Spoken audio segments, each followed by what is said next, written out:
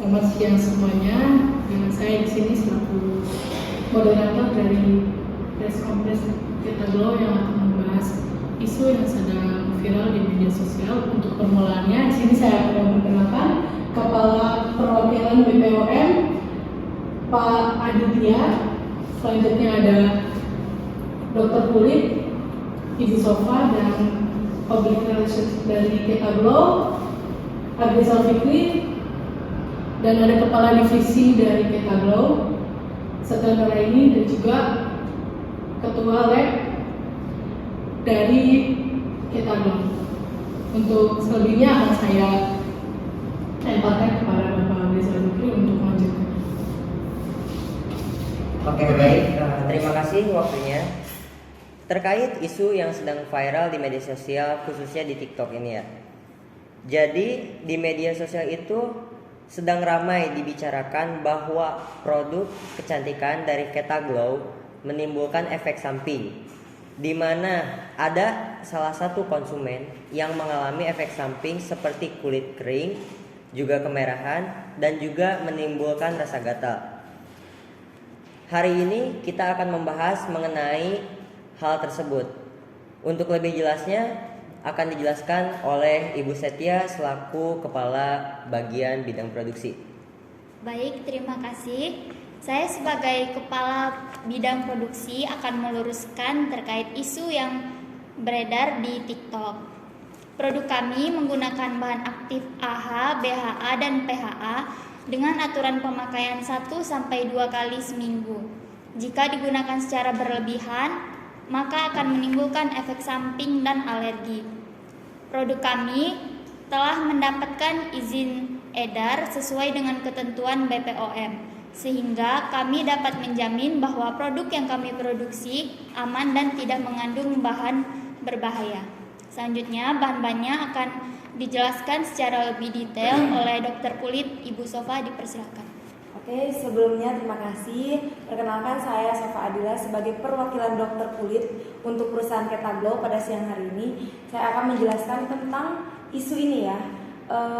Jadi skincare apapun yang mengandung bahan aktif seperti AHA, yang di dalamnya ada salicylic acid atau lactic acid, BHA yang asam salisilat, dan PHA itu merupakan bahan aktif yang sangat rentan jika digunakan jika salah dalam cara penggunaannya, karena bahan aktif ini mampu menimbulkan efek samping dan alergi jika penggunaannya salah, sehingga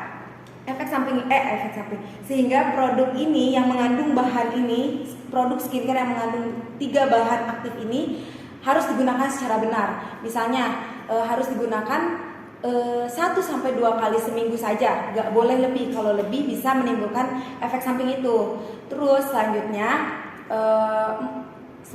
adalah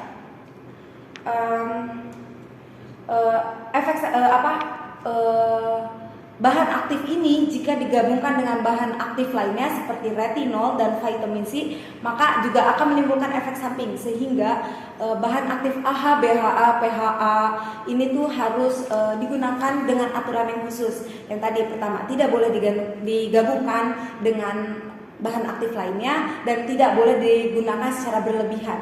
Kalau digunakan secara berlebihan, maka itu akan timbul efek samping dan alergi, seperti itu. Dan ada pun solusinya jika konsumen mengalami efek samping dari bahan aktif itu. Yang pertama, setelah menggunakan bahan aktif seperti itu, maka konsumen harus menggunakan bahan yang menghidrasi kulit seperti hyaluronic acid untuk menetralisir kulit kita, menjaga agar kulit kita tetap lembab. Kedua, kalau mau mengecek apakah produk tersebut mengandung bahan yang sekiranya alergi di kulit kita, itu bisa konsumen bisa sedikit mengoleskan skincare itu di belakang telinga. Jika telinganya mengalami kemerahan, maka produk itu tidak cocok di kulit konsumen. Karena bagaimanapun kulit konsumen, kulit kita itu berbeda-beda tipenya. Ada yang bisa langsung masuk dengan produk aktif ini, bahan aktif ini, ada yang tidak bisa menerima bahan aktif ini. Oleh karena itu kita harus mengetahui dulu apakah produk yang kita gunakan yang mengandung bahan aktif ini cocok atau tidak di kulit kita. Seperti itu. Oh ya, jangan lupa untuk konsumen yang setelah menggunakan bahan aktif ini esok harinya harus menggunakan sunscreen, karena kalau tidak itu akan menimbulkan kemerahan serta gatal-gatal. Seperti itu pernyataan dari saya. Oke. Terima kasih untuk Ibu Sopa selaku dokter kulit. Berikutnya mungkin akan dijelaskan lebih lanjut mengenai apa saja bahan-bahan yang terkandung di dalam produk skincare Ketaglow. Oleh Bapak Denny, dipersilakan. Baik, terima kasih Bapak Agri. Saya Denny Ratman, mewakili dari lab internal, akan menjelaskan bahwa kami telah menguji sebaik-baiknya mengenai bahan yang kami gunakan. Terdapat bahan yang kami gunakan dan tentunya telah sesuai dengan pemakaian seperti AHA 3%, lalu ada BHA 1%, serta ada PHA 2%. Kami jamin bahwa produk yang kami produksi tidak akan mengakibatkan alergi dan efek samping jika sesuai dengan dosis pemakaian. Justru seperti yang diungkapkan oleh Ibu Sofa tadi, bahwa bahan yang tadi saya sebutkan dapat membuat kulit menjadi sehat. Juga produk yang kami produksi memiliki izin edar dan telah disetujui oleh BPOM. Maka dari itu kami akan memberikan kesempatan kepada Bapak Adit yang mewakili dari BPOM. Dipersilakan. Baik, terima kasih Pak Denny. Di sini saya selaku perwakilan dari BPOM, Badan Pengawas Obat-obatan dan Makanan. Di sini saya akan menyampaikan data-datanya. Pada skincare ini juga terdapat kandungan bahan aktif seperti AHA, BHA, dan PHA. Di sini juga sudah tertera pemakaiannya yaitu 2 kali seminggu. Pihak kami juga bahwa produk kosmetik Ketaglow ini sudah termasuk kosmetik yang standar dan mutu. Pada produk kosmetik Ketaglow ini juga sudah memenuhi syarat dan tidak ada bahan yang berbahaya. Kosmetik ini sudah layak edar. Mungkin itu saja yang bisa saya sampaikan. Cukup sekian.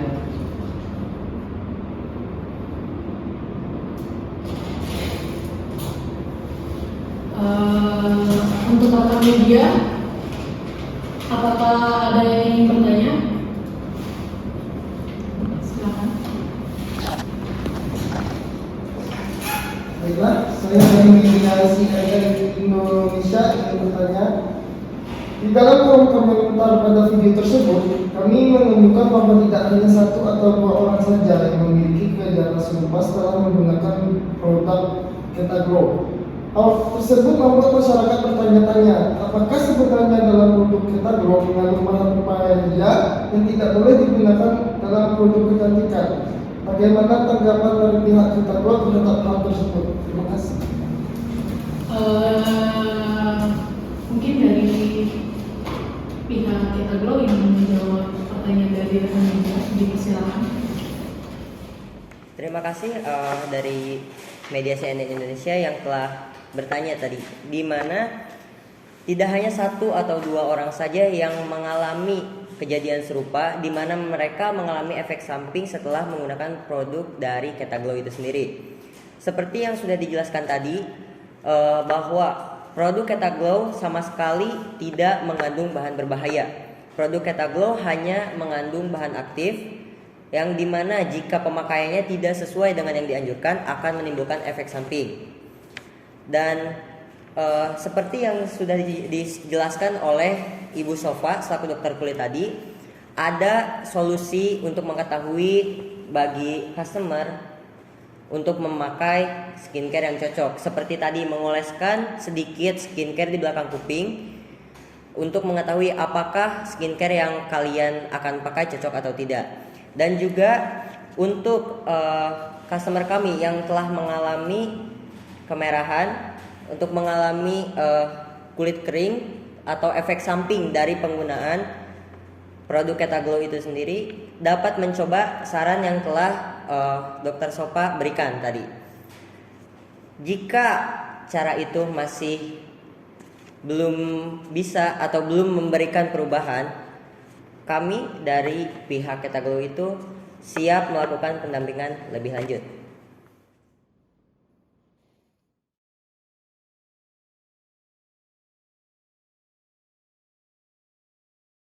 Jika memang sudah tidak ada pertanyaan lagi, saya akan memberikan kepada Bapak Agrizal untuk memberikan kesimpulan terkait produk Kita Glow. Bapak Agri.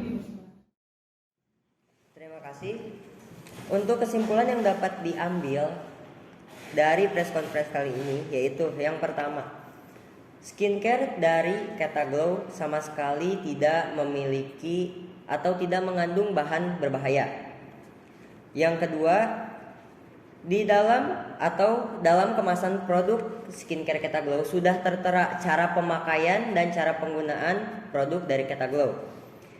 Yang ketiga, solusi yang diberikan oleh Dr. Sopa itu bisa mengurangi efek dari alergi yang ditimbulkan oleh pemakaian dari skincare Kita Glow. Dan terakhir, apabila